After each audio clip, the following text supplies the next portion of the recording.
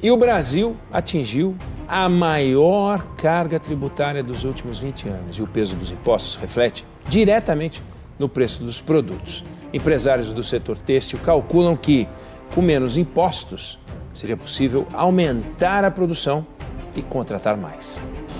Dessas máquinas, saem todos os meses cerca de 200 mil peças de roupas que abastecem grandes redes de lojas do varejo brasileiro. Orgulho para quem tira o sustento daqui. Ver o nosso produto na loja é muito satisfatório. O manequim, você vê diferente, você diferencia daqui da empresa. Prestes a completar 50 anos, essa empresa, que tem cerca de 300 funcionários, calcula que poderia aumentar o quadro de trabalhadores caso não fosse a alta carga tributária. Essa peça feminina, por exemplo, é vendida por R$ 170. Só de impostos são R$ 71.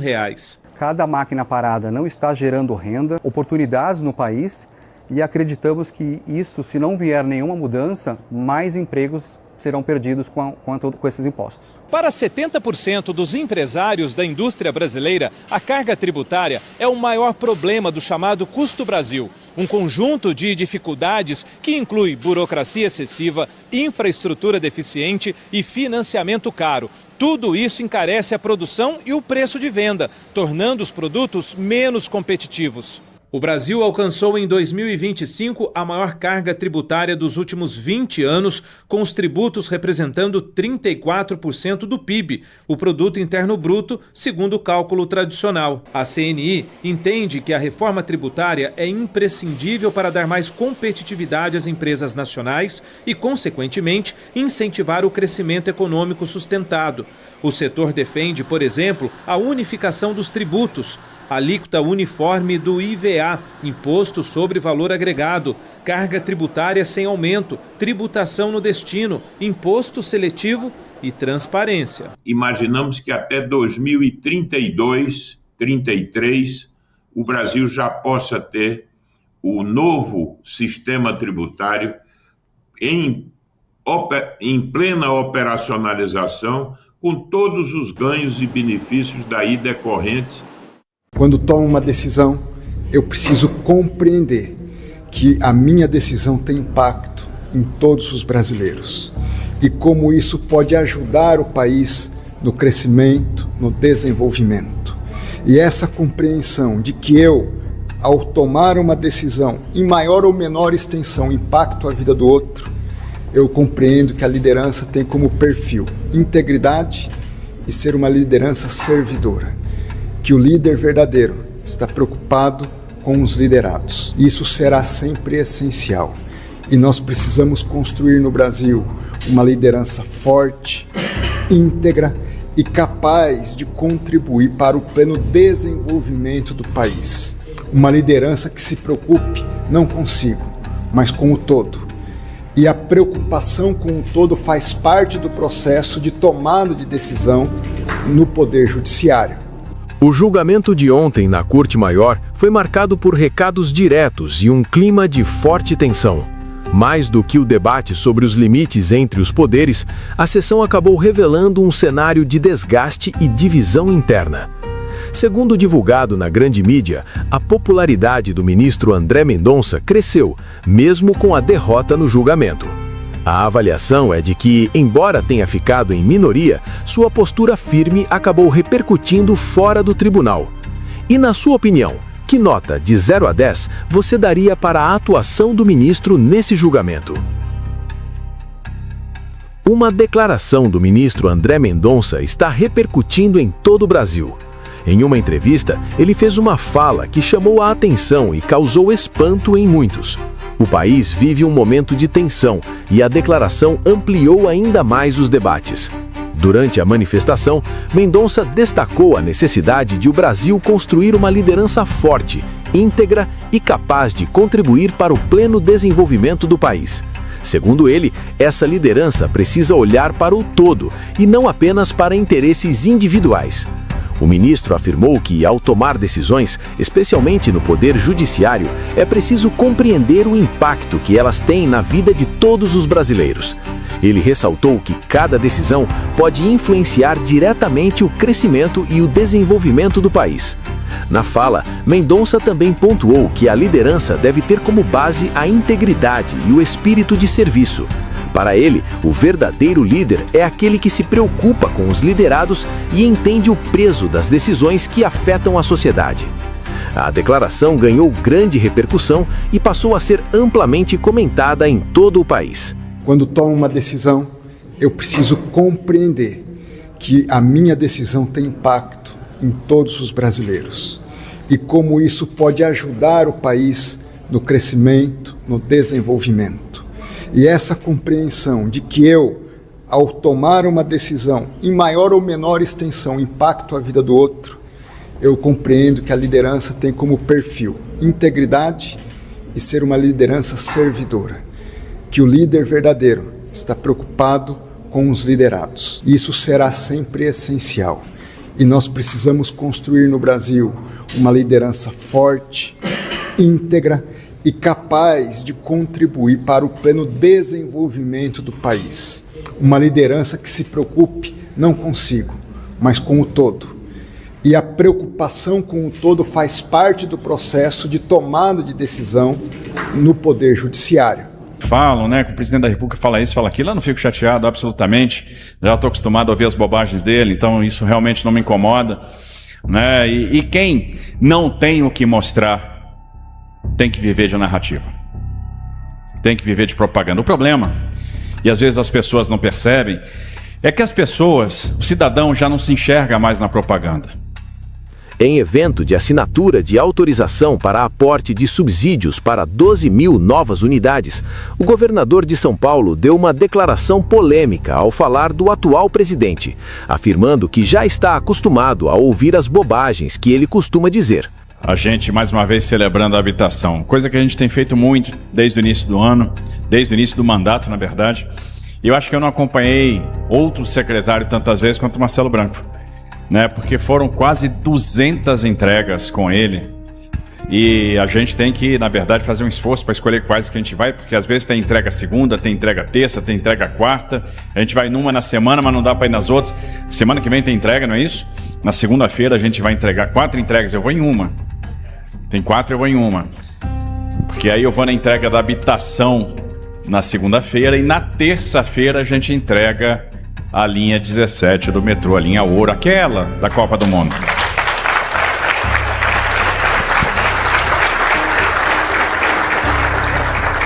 Vocês sabem que o Fuleco era o mascote da Copa de 2014. E é um tatu-bola do Cerrado, né, do Sertão, sei lá. E o tatu-bola vive 30 anos. Então o Fuleco envelheceu, já está velhinho, está passando anos, mas ele vai ver o metrô chegando. E a gente vai fazer isso na semana que vem. Então só vou poder acompanhar o Marcelo numa entrega, não vou poder acompanhar nas outras, mas eles estão fazendo entrega no estado todo. E Marcelo, eu quero agradecer você, agradecer o timaço da Secretaria de Desenvolvimento Urbano e Habitação, né? Então está aqui o Eli, nosso secretário executivo, está aqui o Iapequino, né? O nosso presidente da CDHU, está aqui o Pólice, a Daniele, a Tadiciane, a Maria Tereza, esse timaço. Fica de pé aí, galera, fica todo mundo de pé, né? Para todo mundo vê-los. Vocês merecem.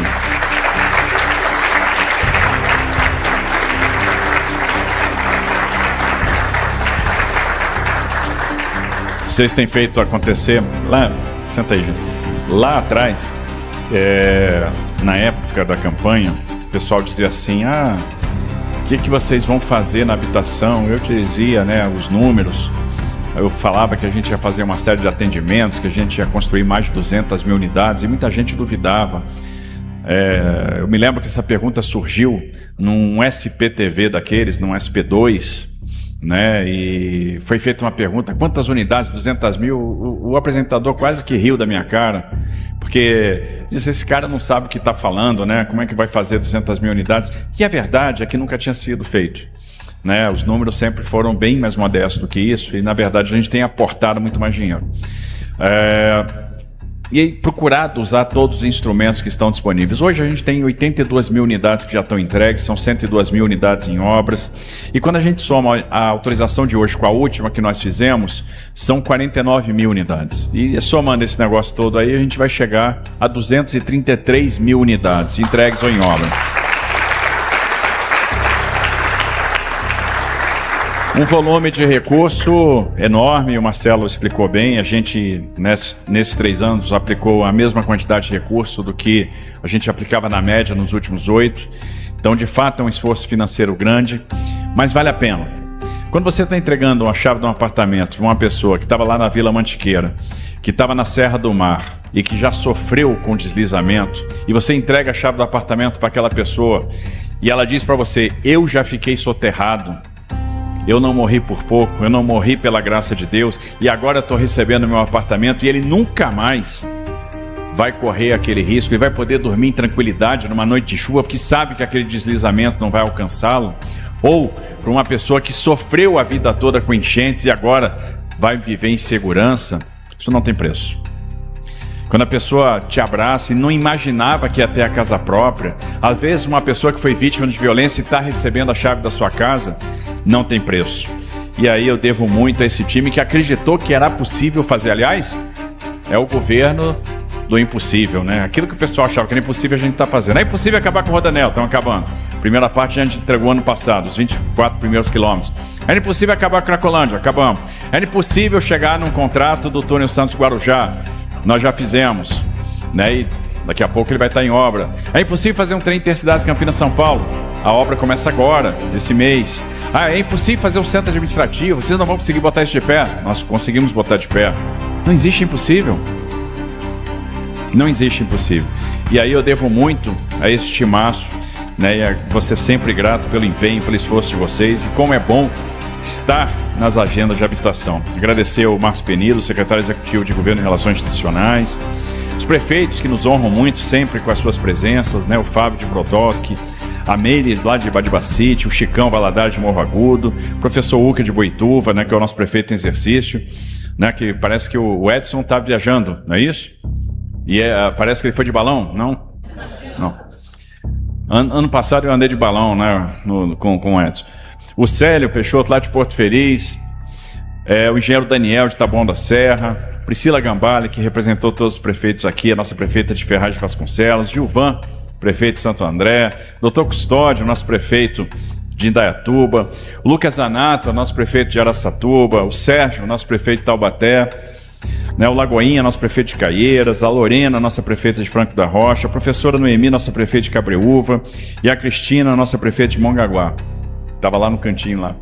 Obrigado, gente. Obrigado pela parceria, obrigado pela presença. Cumprimentar o Davi Cota, superintendente executivo de governo da Caixa. A Caixa que tem sido parceira fundamental, a Caixa que sempre foi, será o Banco da Habitação. E é sempre bom ver o dinheiro do Fundo Garantia do trabalhador de São Paulo sendo empregado aqui em São Paulo. Agradecer a presença do Lair, que é um entusiasta da habitação, sempre secretário Lair, que é hoje diretor do Secov, dos vice-prefeitos, secretários municipais, dos representantes de entidades do setor imobiliário da construção civil. Os números são fabulosos de fato, né? São muitas unidades. Quando a gente pensa nos números, eu sempre ressalto isso nos eventos que a gente faz. A gente tem que pensar que não é concreto, não é aço, são pessoas, são famílias que estão realizando o sonho da casa própria. A gente teve com a Priscila, final do ano passado, lá na Vila Cristina, 188 casas que começaram e ficaram abandonadas, e há quanto tempo aquilo estava abandonado, e a gente avaliando áreas de risco, e vi aquele esqueleto lá um dia, e andando lá com a Priscila, o que é isso? Não, essas casas começaram, deu problema, ficaram aí. Não, nós vamos acabar, nós vamos assumir isso aqui, nós vamos acabar. E como é bom acabar, nós entregamos, né? Fizemos uma entrega bonita lá em Ferraz de Vasconcelos. Como é bom realizar o sonho dessas pessoas. Por trás dessas habitações tem o trabalho dos pedreiros, dos carpinteiros, dos operários, do armador, do pintor, do eletricista. Quantas pessoas estão levando sustento para casa, quanto emprego está sendo gerado na construção civil. Então é algo que de fato está mexendo com o nosso estado de São Paulo. O Marcelo Branco falou assim: eu fico chateado com o que falam, né? Que o presidente da República fala isso, fala aquilo. Eu não fico chateado, absolutamente. Já estou acostumado a ouvir as bobagens dele, então isso realmente não me incomoda, né? E quem não tem o que mostrar tem que viver de narrativa, tem que viver de propaganda. O problema, e às vezes as pessoas não percebem, é que as pessoas, o cidadão já não se enxerga mais na propaganda. E essas pessoas não estão entendendo o que está no coração.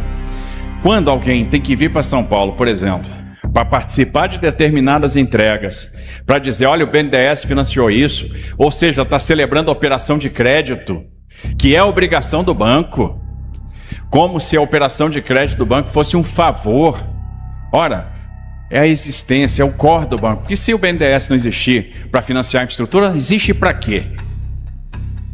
Aí a pessoa vai na inauguração de uma estação de trem, ou vai na própria inauguração de um trecho do Rodoanel para dizer assim, olha, o BNDES aqui emprestou um dinheiro para a concessionária. Tá vendo? O governo federal fez coisa nenhuma. Não modelou, não fez projeto, não tomou risco, não executou. Emprestou dinheiro para o parceiro privado. Tá vendo? Se não fosse o governo federal, se não fosse o BNDES, a gente ia tomar conta do banco.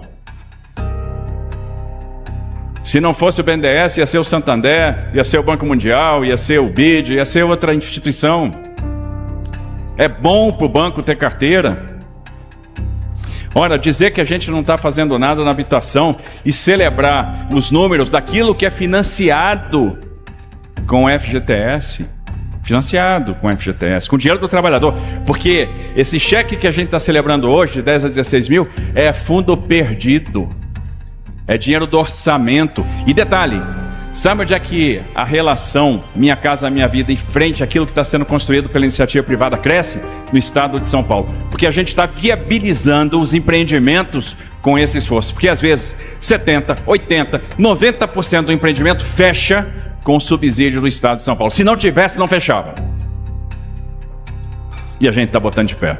Por isso que a média salarial baixa dos 3,5% para 1,7, 1,8, 1,9, às vezes 1,5 salário mínimo, e a pessoa está conseguindo pegar e comprar a sua casa própria por causa do subsídio do Estado, que é fundo perdido, é dinheiro dado, a pessoa não vai pagar.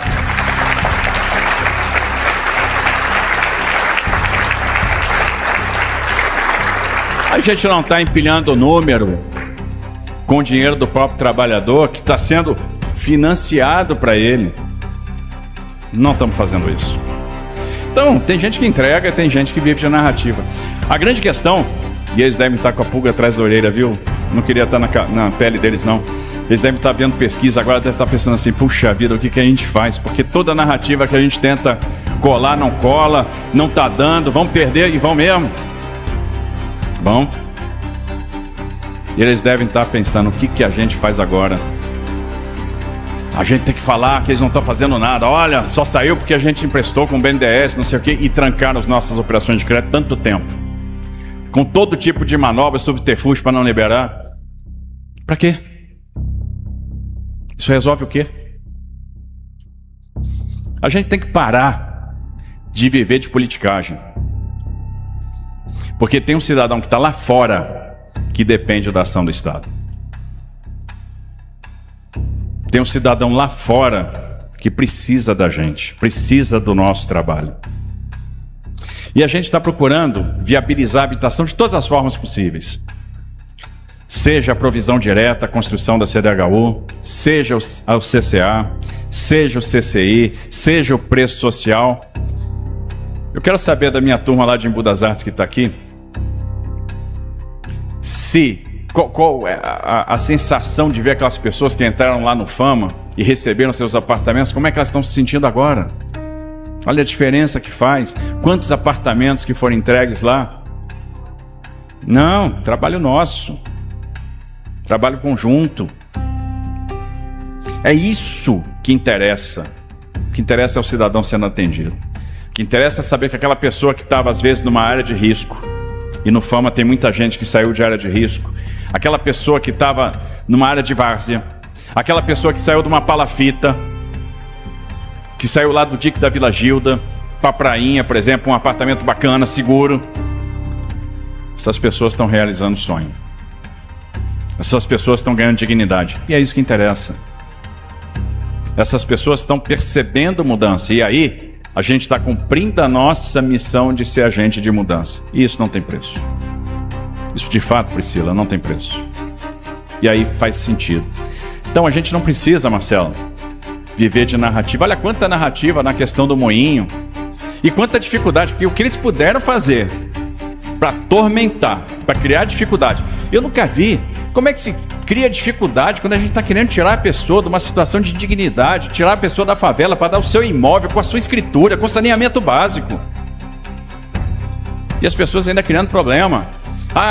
Então faz o seguinte, vocês dão 70 mil reais e eu vou dar 180. Ok, topa a parceria. E no final não cria dificuldade, não dão nada. Então faz o seguinte, não precisa dar nada não, eu dou os 250.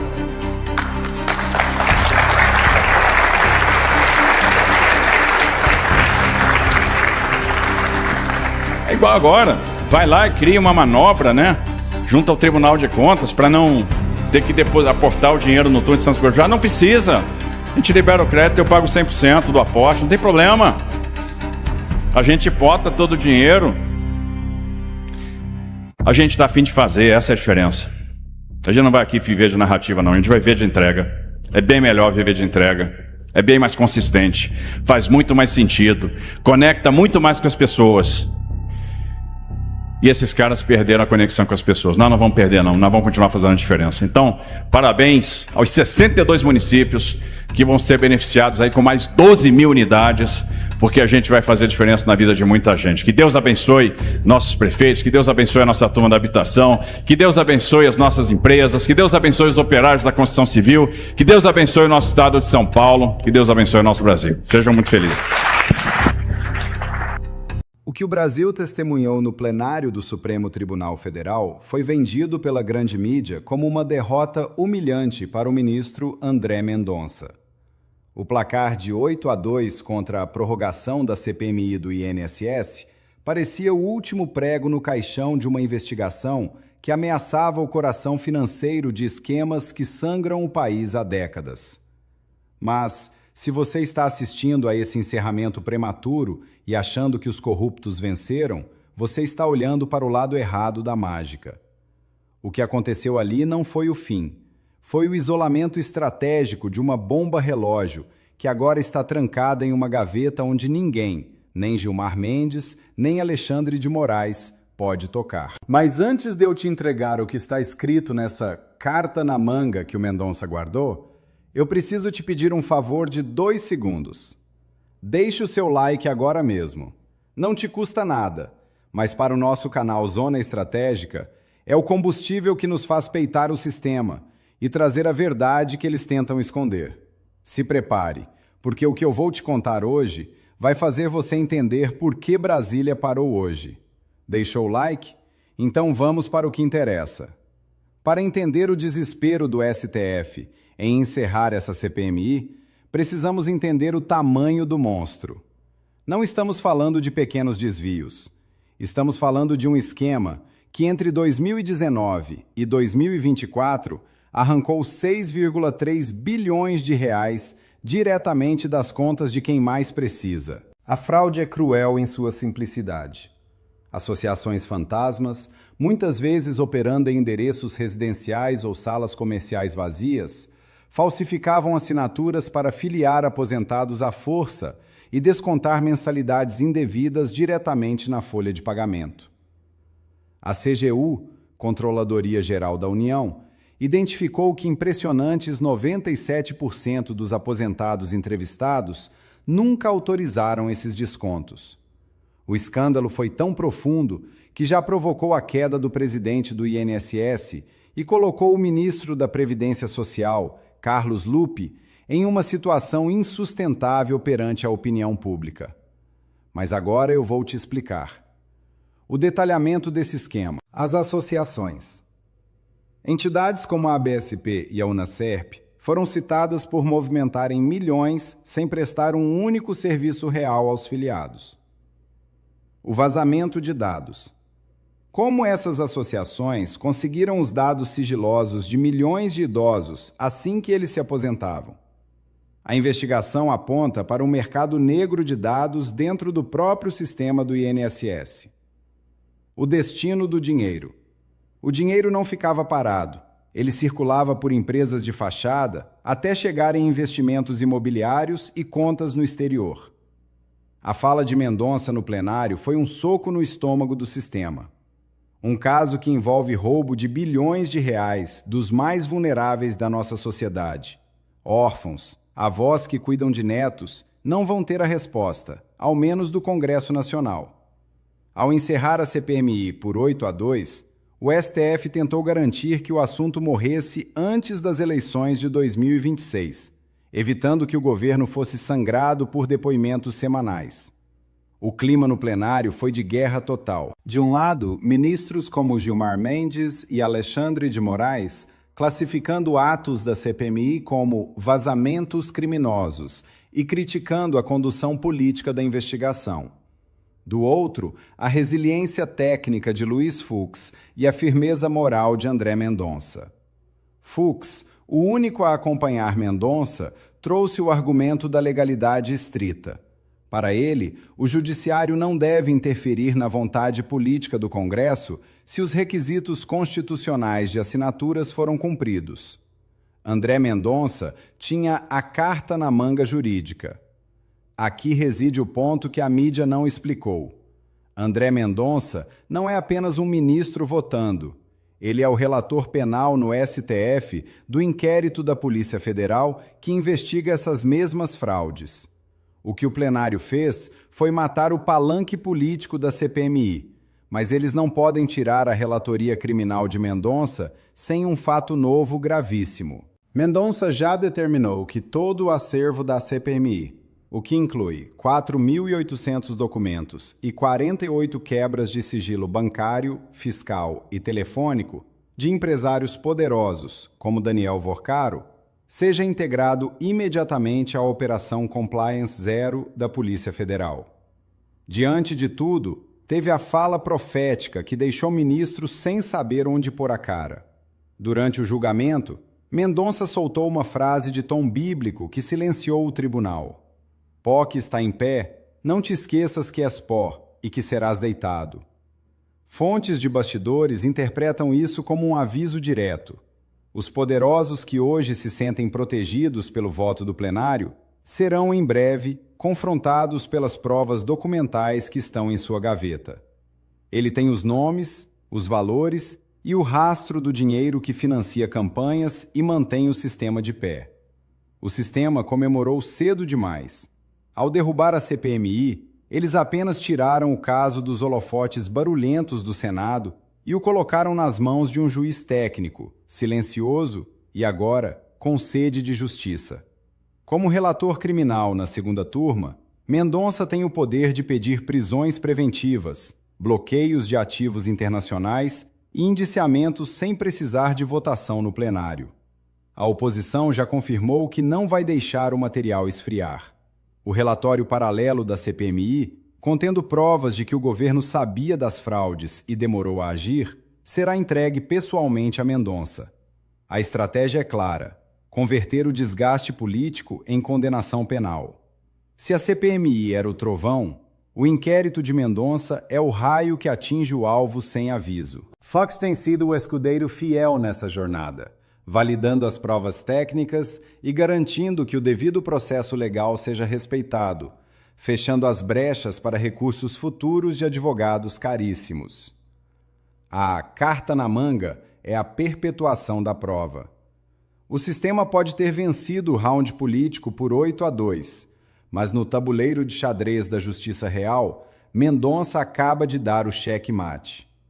E agora, eu quero saber de você, que busca a verdade nesse mar de desinformação. A pergunta é: você acredita que André Mendonça terá coragem de usar esse dossiê blindado para colocar os verdadeiros tubarões de Brasília na cadeia? Ou o sistema vai conseguir dobrá-lo com pressões de bastidores? Comenta aqui embaixo agora. Eu leio e respondo o máximo de pessoas possível. Se você quer continuar recebendo análises que desafiam o establishment, não perca tempo. Inscreva-se no canal Zona Estratégica e ative o sininho em todas as notificações. Se você não se inscrever, o sistema vai ocultar os nossos próximos vídeos sobre esse caso. Compartilhe este vídeo agora no WhatsApp, nos seus grupos de política. O sistema não quer que você saiba disso, mas nós estamos aqui para contar. Até o próximo vídeo. Estamos em ano eleitoral e essa era uma grande armadilha do PT para mim. Qual a dificuldade de entender isso? Ou você acha que eu ou quem é de direita vai ser a favor de algum projeto que garante, que dê instrumentos para o governo censurar a liberdade de expressão, a liberdade de opinião nas redes sociais? É claro que não. Mas estava um circo todo armado, uma lei que não defende as mulheres, uma lei que na prática, como você falou, vai gerar uma censura, é muito subjetivo, e eu sabia que no Senado não tinha ambiente para fazer alteração nela. Então vocês viram o placar. Então eu sabia que o projeto ia voltar para a Câmara dos Deputados, e lá nossos deputados vão fazer um grande trabalho, se Deus quiser, para arquivar essa lei ou para fazer alterações que garantam que a liberdade de expressão nas redes sociais não estará em risco. Agora, as pessoas têm que ter maturidade. Se a esquerda defendesse as mulheres, eles não votariam aí contra o aumento de pena para estuprador. Se o Lula defendesse as mulheres, ele já tinha criado o Cadastro Nacional de Pedófilos, que está aí há 7 meses na lei, e até hoje ele não produziu. Se a esquerda defendesse as mulheres, teria classificado grupos terroristas como CVPCC como organizações terroristas de verdade, porque nenhuma mãe quer o seu filho enfiado no mundo das drogas, e o que o Lula faz o tempo inteiro é sinalizar nessa parte de combate às drogas que ele é a favor de liberação de droga, que ele é a favor de liberação de maconha. Ele não tem nenhuma política firme para tirar as pessoas dessa vida ou para punir aqueles traficantes que levam droga para a porta da escola das mães desse Brasil. Então a esquerda o tempo inteiro usa de hipocrisia, a esquerda usa a dor das mulheres, que a gente não pode desprezar. As mulheres sofrem, sim, são vítimas de machismo, são vítimas de misoginia, não só nas redes sociais, como em qualquer lugar, mas certamente não é essa lei que vai impedir que isso aconteça ou que vai punir severamente aqueles que mereçam ser punidos por, de alguma forma covarde, atacar as mulheres. Então você é sempre a favor de leis que defendam de verdade as mulheres. Flávio, uma última questão, a gente está aqui, mas não... My father sits imprisoned tonight for the same beliefs you hold. But his sacrifice will not be in vain. Next year, when I return to this stage as President of Brazil, we won't just be celebrating another election victory. We will be celebrating the birth of the strongest conservative alliance in Western Hemisphere history.